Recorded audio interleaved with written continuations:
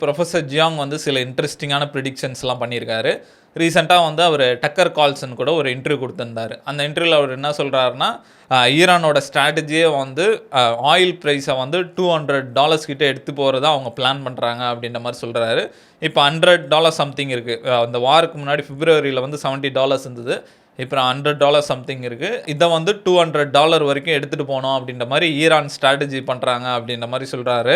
இந்த வார் வந்து இப்போ முடிகிற வார் இல்லை, இப்போ ரஷ்யா உக்ரைன் வார் எப்படி வருஷ கணக்கில் போதோ அந்த மாதிரி இது இழுத்துரும்.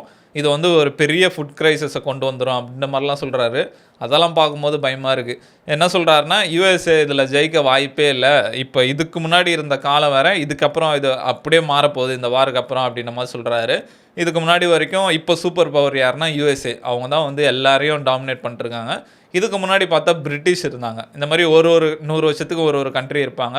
இனிமேட்டு வந்து ஒரு கண்ட்ரி இருக்காது, எல்லாருமே கம்பைன்டு பண்ணி தான் இது பண்ணுற மாதிரி இருக்கும். ஏன்னா வந்து இப்போ சைனா இருக்காங்க, ரஷ்யா இருக்காங்க. இப்போ யூஎஸ்ஏ வந்து ரஷ்யா மேலே நிறைய சாங்ஷன்ஸ்லாம் போட்டிருந்தாங்க. இப்போ இந்த வார் காரணமாக வேறு வழியே இல்லாமல் அந்த சாங்ஷன்ஸை எடுத்து விட்டாங்க. ஏன்னா ஆயில் ப்ரைஸை வந்து கம்மி பண்ணணும், இல்லைனா ரொம்ப அதிகமாகிடும் அப்படின்ற மாதிரி. இனிமேட்டு வந்து இந்த ஒரு கண்ட்ரி டாமினேஷன் இருக்காது, ஒரு ஷேர்டு குளோபல் ஆர்டர் தான் இருக்கும் அப்படின்ற மாதிரி சொல்கிறாரு. வேறு வழியே இல்லை, யூஎஸ்ஏ வந்து இந்த கண்ட்ரிஸ் கூடலாம் உட்காந்து பேசி நெகோஷியேட் பண்ணி இப்போ யூஎஸ்ஏ மட்டும் ஆதிக்கம் பண்ணாமல் எல்லாமே ஷேர்டு பண்ணியிருந்தால் இந்த உலகம் கரெக்டாக இருக்கும் அப்படின்ற மாதிரி சொல்கிறாரு. அதை நோக்கி தான் போயிட்டுருக்கு அப்படின்ற மாதிரி சொல்கிறாரு.